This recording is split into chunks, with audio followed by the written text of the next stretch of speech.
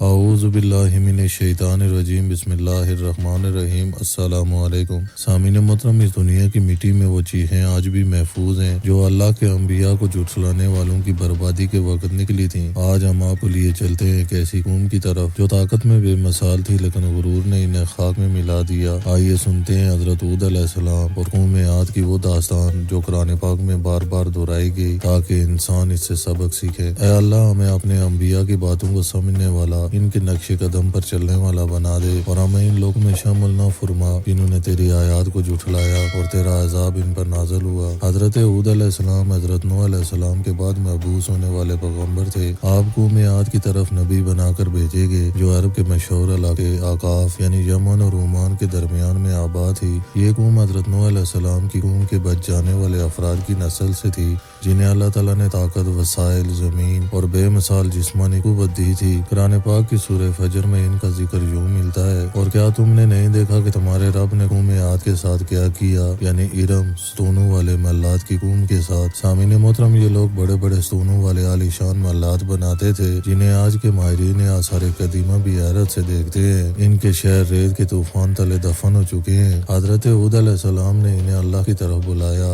شرک چھوڑنے کو کہا اور اللہ کے عذاب سے خبردار کیا، لیکن وہ بولے جیسا کہ قرآن پاک میں ذکر ہے، رے قوم عاد تو وہ زمین پر نہ تکبر کرنے لگے اور کہنے لگے کہ ہم سے زیادہ طاقتور کون ہے۔ ان کے دلوں میں غرور نے گھر کر لیا تھا، وہ اپنے جسموں، محلات اور معاشیت پر نازاں تھے۔ حضرت ہود علیہ السلام نے انہیں دعوت حق دیا جیسا کہ قرآن پاک میں ذکر ہے، اور ہم نے قوم عاد کی طرف ان کے بھائی ہود کو بھیجا۔ انہوں نے کہا کہ اے میری قوم، اللہ کی عبادت کرو، اس کے سوا تمہارا کوئی معبود نہیں۔ حضرت ہود علیہ السلام نے نرمی، شفقت، دلائل اور وعظ سے انہیں دعوت دی، لیکن وہ ہنسی اڑاتے رہے۔ اس کے بعد اللہ پاک کا عذاب ان کے اوپر نازل ہوا۔ پہلے قید پڑا، بارشیں بند ہو گئی، کھیت سوکھنے لگے، 3 سال تک بارش نہ ہوئی۔ پھر ایک دن دور آسمان پر کالے بادل جیسا منظر نمودار ہوا۔ قوم عاد خوشی سے پکارے کہ یہ ہے وہ بادل جو ہمیں بارش دے گا۔ قرآن پاک میں ارشاد باری تعالیٰ ہے، وہ کہنے لگے یہ تو بادل ہے جو ہم پر برسے گا، نہیں بلکہ یہ وہ عذاب ہے جس کے لیے تم جلدی مچا رہے تھے، ایک آندھی ہے جس میں دردناک عذاب ہے۔ سامعین محترم، وہ بادل عذاب کی آواز تھی، تیز سر چیختی ہوئی۔ وہ آواز 7 راتیں اور 8 دن چلی۔ وہ اتنی زوردار تھی کہ پہاڑوں جیسے مردوں کو اٹھا کر زمین پر پٹکتی رہی۔ قرآن پاک کہتا ہے کہ قوم عاد کو ایک سخت چیختی ہوئی تیز آندھی سے ہلاک کر دیا گیا، جسے ان پر مسلسل 7 راتیں اور 8 دن تک مسلط رکھا گیا۔ سامعین محترم، یہ آندھی اتنی تباہ کن تھی کہ لوگوں کو اٹھا اٹھا کر پھینکتی رہی جیسے وہ کھجور کے اکھڑے ہوئے کھوکھلے تنے ہوں۔ حضرت ہود اور وہ چند لوگ جو ایمان لائے تھے، اللہ نے انہیں بچا لیا۔ وہ عذاب کے علاقے سے پہلے ہی نکل چکے تھے جیسا کہ قرآن پاک میں ذکر ہے، اور جب ہمارا حکم آیا تو ہم نے ہود اور ان کے لوگوں کو جو ان کے ساتھ ایمان لائے تھے اپنی رحمت سے نجات دے دی۔ سامعین محترم، یہ واقعہ ہمیں بتاتا ہے کہ کوئی قوم کتنی طاقتور ہو، اگر وہ اللہ کے احکامات کو جھٹلائے گی تو زمین پر باقی نہیں رہ سکتی۔ طاقت، عمارتیں، مال کچھ کام نہیں آتا اگر ایمان نہ ہو۔ قوم عاد کے محلات مٹی بن گئے۔ سامعین محترم، آج بھی ریت کے اندر ان کے آثار دفن ہے۔ اللہ کی طرف پلٹنا اصل نجات ہے۔ آج ہم سب حضرت ہود علیہ السلام کی قوم کی کہانی سن کر یہ سوچیں کہ کیا ہم بھی وہی سب کچھ تو نہیں کر رہے؟ کیا ہماری عمارتیں، ہماری ٹیکنالوجی، ہمارا غرور ہمیں خدا سے دور تو نہیں کر رہا؟ یاد رکھیں کہ اللہ کا عذاب آسمان سے نہیں آتا، وہ ہمارے اعمال سے آتا ہے۔ اے اللہ، ہمیں ہود علیہ السلام جیسے صبر و حکمت والے انبیاء کا طریقہ عطا فرما، ہمیں تکبر، غرور اور گمراہی سے بچا، ہمیں وہ ایمان دے جو عذاب سے بچاتا ہے، ہماری نسلوں کو اپنی طرف لوٹنے والا بنا۔